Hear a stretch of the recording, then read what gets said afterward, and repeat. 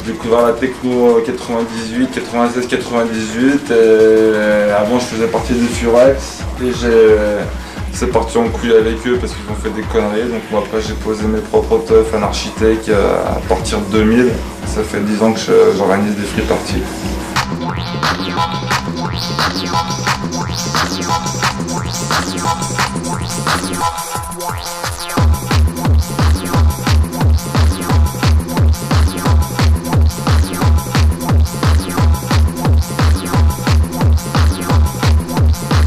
Tu vas te poser dans la forêt avec les 4 enceintes, tes potes y viennent et puis ils s'aperçoivent que tu fais des bonnes soirées. Donc tu te retrouves à 10, à 20, à 30, puis tu te retrouves vite à 100.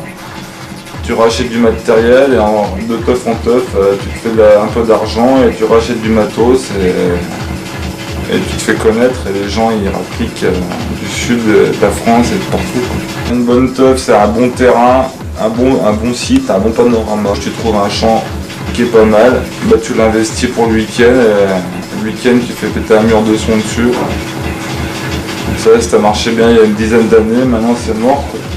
On m'a saisi le son en 2003, on me l'a rendu en 2006 et maintenant c'est plus possible de faire ça, quoi. Les lois elles sont passées entre temps, avant il n'y avait pas de loi pour les free parties donc c'était plus libre. Et maintenant on est bien emmerdé, plus de free parties en France, ça n'existe plus.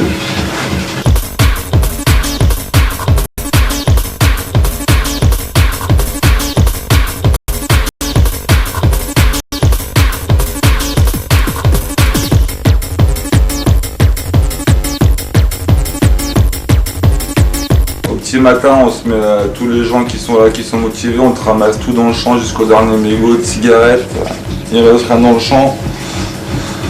On sera même moins dégueulasse que des gens qui vont en boîte de nuit. Tu vas devant un McDonald's, voilà, c'est dégueulasse, t'as des sacs partout. Ben nous c'est propre. Sauf que voilà, on veut nous donner une sale image. Et j'y arrive. L'image de drogué dégueulasse et tout. Maintenant, voilà. Nous on a notre mouvement. On est propre justement, on est peut-être plus proche de la nature que les 3/4 des gens qui parlent sur notre gueule. Et voilà, quoi. Et comment tu fais pour rentabiliser, par exemple, quand tu te déplaces pour le son, machin, en fait? Parce que tu sais, il n'y a pas de système de buvette ou de trucs comme ça, enfin... Enfin, le système de donation, les gens ils donnent ce qu'ils veulent, s'ils ont rien, une boulette de shit, il n'y a pas de souci. Bon, après, ce qu'il y a, c'est qu'avant les gens, ils avaient un bon esprit, ils donnaient... T'arrives à te rentabiliser avec les sous, à la fin tu pouvais racheter du matériel ou réparer le matériel abîmé. Maintenant les gens ils donnent 20 centimes par voiture, ils sont 4 dedans, donc voilà, c'est le mouvement qui a évolué aussi, les gens c'est plus les mêmes. C'est pour ça qu'on aurait pu avancer. Qu'est-ce qui différencie un architecte des autres teufs et comment, c'est quoi votre marque de fabrique en quelque sorte? Bah, c'est qu'on a gardé un bon esprit à l'ancienne et qu'on fait peut-être du hardcore et que les gens quand ils viennent, ben, ça reste des bonnes vieilles teufs de chez Père à l'ancienne. T'as la boîte en 2010, tu viens en tant qu'architecte, tu le crois 10 ans en arrière. C'est ça qui est bon, quoi.